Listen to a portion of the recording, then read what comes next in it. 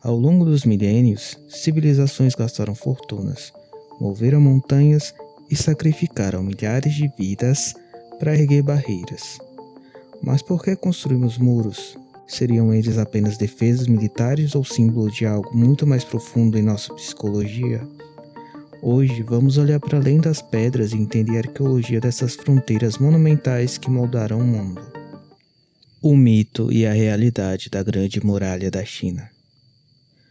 Quando pensamos na Grande Muralha da China, imaginamos uma linha contínua de pedra atravessando montanhas. Mas a arqueologia nos conta uma história diferente. Como aponta o pesquisador Nicola de Cosmo, a muralha é, na verdade, um símbolo maleável. Ela não é uma estrutura única, mas um sistema complexo de fortificações, construído, abandonado e reconstruído ao longo de 2000 anos. Investigações recentes nas regiões de Liaodong revelam que as primeiras seções, datadas das dinastias Yan, Qin e Han, eram adaptadas de forma brilhante à geografia local. Elas utilizavam cristas de montanhas e vales profundos como multiplicadores de força. Naquela época, a muralha tinha uma função dual: proteger contra as confederações nômades do norte, mas também controlar a economia interna. Era uma barreira para quem estava fora, mas também uma cerca para os súditos do imperador. Ao longo dos séculos, ela passou de um instrumento de tirania, construído com o sangue dos camponeses, para um ponto de encontro de trocas culturais. Mais do que dividir, a muralha acabou unindo diferentes nacionalidades sob uma única identidade imperial. A Muralha de Adriano, o fim do mundo romano. Enquanto a China olhava para o norte, no outro lado do mundo o Império Romano chegava ao seu limite extremo. No ano 122 d.C., o imperador Adriano ordenou a construção de uma muralha que cruzaria a ilha de Britânia de costa a costa. A Muralha de Adriano não era apenas um muro de pedra, era uma paisagem de controle. Através da chamada arqueologia da paisagem, pesquisadores como Robert Witcher e Richard Henley explicam que o muro alterou permanentemente o ambiente e a vida de quem morava ali. Não era uma zona morta.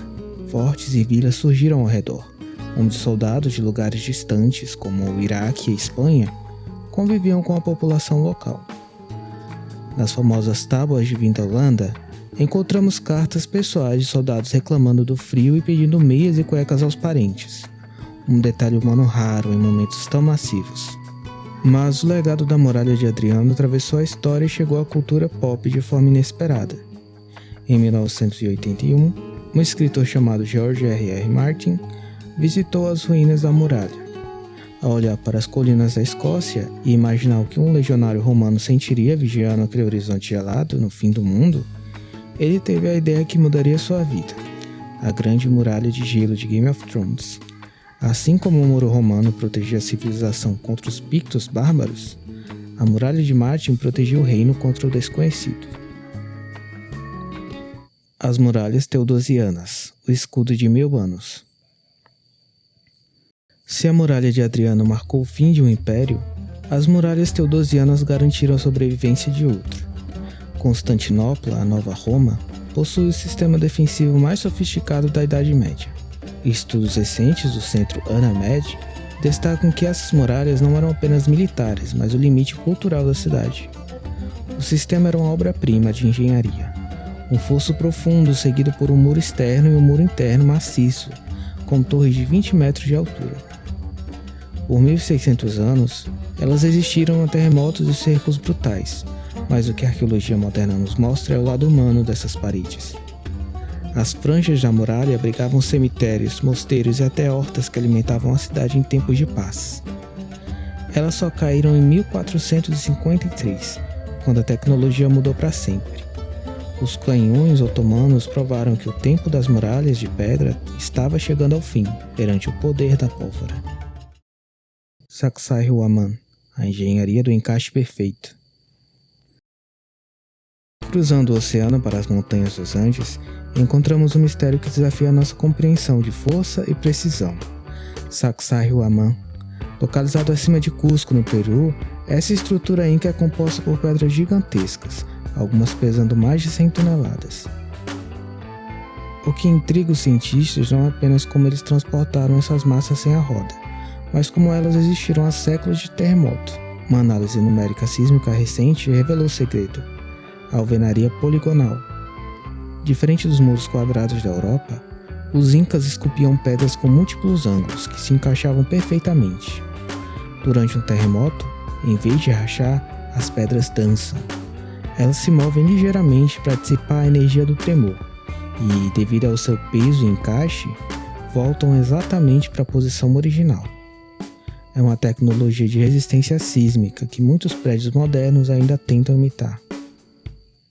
Conclusão: o legado nas ruínas. Dos picos da China às colinas da Britânia, das torres de Constantinopla às montanhas do Peru, os muros nos contam uma história de medo, mas também de uma inteligência extraordinária.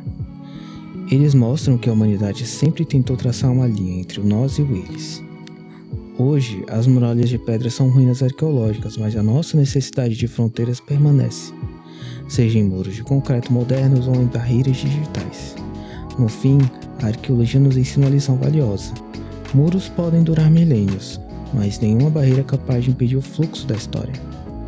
No fim das contas, o que resta não é a separação, mas o que aprendemos sobre quem tentamos proteger. Gostou dessa jornada pelas maiores fronteiras da história? Se você quer continuar explorando os mistérios do passado, não esqueça de se inscrever e ativar o sininho. E comenta aqui embaixo qual dessas muralhas você mais gostaria de visitar pessoalmente.